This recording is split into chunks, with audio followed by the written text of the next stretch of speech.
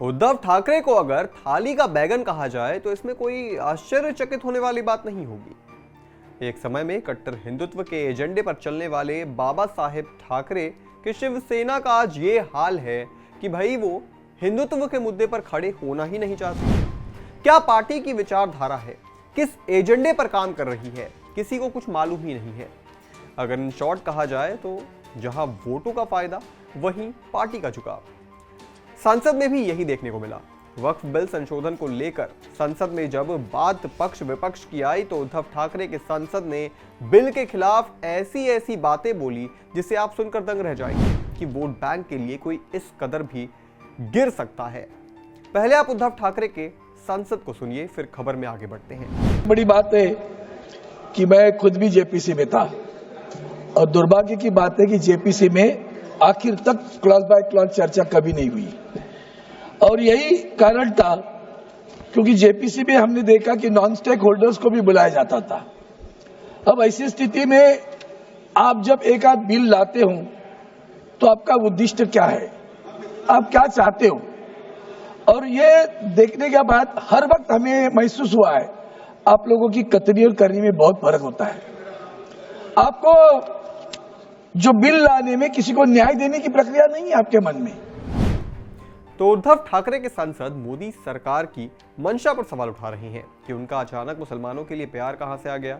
जो पार्टी सत्ता के लिए वोट बैंक और उसके लिए पद के लिए न जाने कितनी बार दल, पार्टी और विचारधारा बदल चुकी है, वो अब बीजेपी पर सवाल उठा रही है, जिसके साथ एक समय में साथ खड़ा हुआ करती थी, एक साथ चुनाव लड़ा करती थी। इसके बाद संसद में किरण रिजिजू जी उद्धव गुट पर ऐसा तंज कसे जिसको आपको भी जरूर सुनना चाहिए। रिजिजू ने साफ कहा कि पहले तो बड़ा शिवसेना का एजेंडा लेकर घूमते थे, अब क्या हो गया। आप पहले उन्हें सुनिए कि आपको शिवसेना गुट की असलियत बताते हैं। आप बिल को समर्थन करते कि नहीं करते आपने क्लियर नहीं किया, लेकिन मैं से इतना कहना चाहता हूं, पहले मुझे भी अरविंद सावंत जी का शिवसैनिक होने का, शिवसेना का एमपी होने का जैसे बोलचाल था वो क्यों बदल गए हैं। आप इंसान बदल गए या कांग्रेस के साथ हाथ मिले इसलिए आपको बदल गए। पहले तो बड़ा शिवसेना का एजेंडा लेके अच्छा बोलता था, हमको भी अच्छा लगता था। Honourable member Shri Nilesh Lanke ji please start, आप शुरू करो। ऑनरेबल मेंबर आप प्लीज बैठिए, प्लीज बैठिए आप पीछे। दरअसल ये वही पार्टी है जो एक समय में हार्ड हिंदुत्व की राजनीति किया करती थी।